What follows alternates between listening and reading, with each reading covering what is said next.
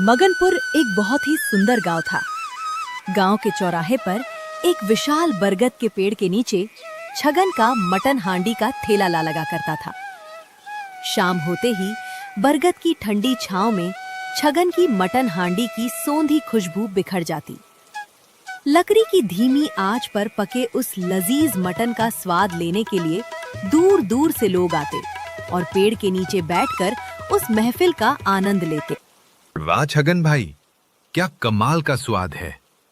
ऐसा मटन तो शहर के बड़े बड़े रेस्टोरेंट में भी नहीं मिलता। भाई मजा आ गया, एक प्लेट और लगा दो। और हाँ, इस बार एक बढ़िया सी मटन लेग पीस जरूर डालना। अरे जी क्यों नहीं रमेश भाई, अभी लाया, बस 2 मिनट में एकदम गर्मा गर्म और रसीला लेग पीस निकालता हूँ आपके लिए। छगन भाई, एक बात कहूँ, इस सुहावनी बारिश में तुम्हारे हाथ की मटन हांडी मिल जाए तो बस जन्नत मिल जाती है। कसम से दिल खुश हो गया। अरे रमेश भाई, ये सब तो बस कहने की बातें हैं। ये लीजिए, आपके लिए special mutton with leg piece एकदम तैयार है, मजे से खाइए। तभी दूसरा ग्राहक चिंटू पान वाला मजे से अपनी मटन हांडी खत्म करता है और डकार लेते हुए कहता है, वाह छगन भाई, मजा आ गया, पर थोड़ा हमारे ऊपर भी ध्यान दो। रमेश भाई की खातिरदारी तो हो गई, अब हमारे लिए भी जल्दी से एक और प्लेट लगाओ। अरे क्यों नहीं मेरे भाई, आप तो हमारे पक्के यार हो, भला आपको कैसे भूल सकता हूँ। अभी 2 मिनट में आपके लिए भी एकदम गर्मा गर्म मटन निकालता हूँ। आप तो बस पान की चुस्की लेने की तैयारी करो, तब तक मैं आपके लिए भी एक स्पेशल प्लेट हाजिर करता हूँ। फिर छगन ने मटन हांडी की प्लेट तैयार की और चिंटू भाई को दे दी। फिर चिंटू ने मटन खाया और उसके पैसे छगन को दिए। ये लो छगन भाई, 600 रुपए तो मटन के और ये 400 रुपए तुम्हारी इस कारीगरी और लाजवाब स्वाद के लिए इनाम। कसम से ऐसा स्वाद कहीं और नहीं मिलता। चिंटू भाई, आप लोगों का यही प्यार तो है जो मेरी इस छोटी सी दुकान को खास बनाता है। बहुत बहुत शुक्रिया भाई, अगली बार फिर आइएगा। जैसे चिंटू ने 400 रुपए की एक्स्ट्रा टिप दी, रमेश ने भी छगन को 500 रुपए टिप दे दी। लो छगन भाई, ये 500 रुपए तुम्हारी मेहनत और इस लाजवाब स्वाद के लिए मेरी तरफ से छोटी सी भेंट है। सच में आज तो मजा ही आ गया। रमेश भाई, आप लोगों का ये प्यार देखकर तो मेरी सारी मेहनत सफल हो गई। आप जैसे ग्राहकों का साथ हो तो दुकान क्या, मेरा पूरा दिन ही बन जाता है। बहुत बहुत शुक्रिया भाई, बस ऐसे ही आते रहिए। तभी पास में खड़ा सेठ हीरालाल गुस्से भरी नजरों से यह सब कुछ देख रहा है कि कैसे छगन ने 5 मिनट में ही 1000 रुपए एक्स्ट्रा टिप कमा लिया। इस छगन की इतनी हिम्मत, ये साला ऐसे ही पैसे कमाता रहेगा तो आने वाले कुछ महीनों में इसमें और मेरे में कोई अंतर ही नहीं बचेगा। बस 5 मिनट में ही 1000 रुपए टिप। अगर आज इसकी कामयाबी नहीं रोकी तो ये पूरे बाजार में छा जाएगा। मुझे कुछ करना ही होगा। हीरालाल की आंखें अंगारे बरसा रही थीं। उसने जलती नजरों से छगन की दुकान को एक आखिरी बार देखा और मुट्ठियां भींचता हुआ तेजी से अपनी दुकान की ओर चल पड़ा। देखा मोहन, कैसे वो छगन नोटों की बारिश कर रहा है। 5 मिनट में 1000 रुपए टिप। आखिर उसे ऐसा क्या बना दिया उसने जो लोग उस पर पैसा लुटा रहे हैं।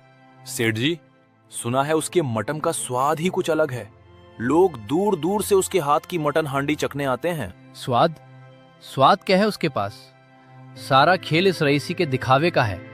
अगर वो ऐसे ही दिन रात कमाई करता रहा तो कुछ महीनों में मुझ में और उस मामूली हलवाई में क्या फर्क रह जाएगा। मेरी सालों की साख को वो 5 मिनट में धूल चटा रहा है। पर सेठ जी, हम आखिर कर ही क्या सकते हैं? लोग तो उसके दीवाने हो रहे हैं। अगर हम झगड़ा करेंगे तो लोग हमें ही गलत समझेंगे। क्या कोई ऐसा तरीका है जिससे हम उसे मात दे सकें? क्या कर सकते हैं? हम वो करेंगे जिससे उसका नाम मिट्टी में मिल जाए। उसकी दुकान की भीड़ को हमारे यहाँ लाना ही पड़ेगा, चाहे तरीका कुछ भी अपनाना पड़े। फिर उन दोनों ने एक तरकीब निकाली और वे दोनों छगन के ठेले के पास गए। अरे ओ छगन, बड़ा नाम सुन रखा है तेरी इस मटन हांडी का। जरा एक प्लेट तो परोस, देखे तो सही आखिर ऐसा कौन सा जादू कर दिया है जो लोग अपनी उंगलियां चाटते नहीं थक रहे। अरे नहीं हीरालाल भैया, ऐसा कुछ नहीं है। यह तो बस ऊपर वाले का आशीर्वाद और मेरे ग्राहकों का प्यार है। मैं तो बस अपनी मेहनत कर रहा हूँ, आप तो अनुभवी हैं, खुद चक्कर देखिए, मुझे खुशी होगी। फिर छगन ने हीरालाल के लिए मटन हांडी तैयार की और उन दोनों को खाने के लिए दे दी। थू, छी, ये क्या खिला रहा है तू? इसमें से सड़े हुए मांस की बदबू आ रही है। क्या तू लोगों को जहर खिलाकर बीमार करने पर तुला है? ओ भाई साहब, ये तो एकदम बासी है। लगता है 2 दिन पुराना मटन खिला रहा है। लोगों की सेहत बिगाड़ने पर तुला है क्या? वहां खड़ा भीड़ का शोर एकदम शांत हो गया। जो ग्राहक खाने के लिए इंतजार कर रहे थे, वे घृणा से अपना मुंह बिचकाकर पीछे हटने लगे। बासी मटन, क्या हम यहाँ जान जोखिम में डालने आए हैं? छगन भाई, हम तो तुम्हें बहुत अच्छा आदमी मानते थे, पर तुम हमारे साथ ऐसा करोगे? छी! भाई साहब, आप गलत समझ रहे हैं। ये बिल्कुल ताज़ा है, मैं अपनी माँ की कसम खाता हूँ। मुझे फंसाने की साजिश की जा रही है। मुझ पर भरोसा कीजिए, मैं कभी किसी की सेहत के साथ खिलवाड़ नहीं कर सकता। वहां खड़े लोग छगन की एक बात नहीं सुनते और फिर वहां से मुंह फेरकर अपने अपने रास्तों की ओर निकल पड़ते हैं। फिर इधर हीरालाल और उसका स्टाफ दोनों अपना प्लान कामयाब होते देख बहुत खुश हो रहे थे। देखा कैसे काम बन गया। अब यहाँ से निकलने में ही भलाई है।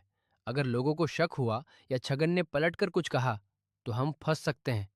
चलो चुपचाप यहाँ से निकलते हैं। जी मालिक, बिल्कुल सही कह रहे हैं आप। मैंने पहले ही सारी तैयारी कर ली थी। अब यहाँ रुकना ठीक नहीं है। इससे पहले कि कोई और सवाल करे या छगन अपना बचाव करे, हमें यहाँ से तुरंत निकल जाना चाहिए। फिर ये दोनों माहौल को देखते हुए वहां से निकलने लगते हैं। अरे ओ हीरालाल, कहाँ जा रहे हो? झूठी अफवाह फैलाकर अपनी दुकान चमकाने की साजिश की है ना तुमने? रुक जाओ। अरे छगन, जबान संभाल के, तुझे तो बात करने की तमीज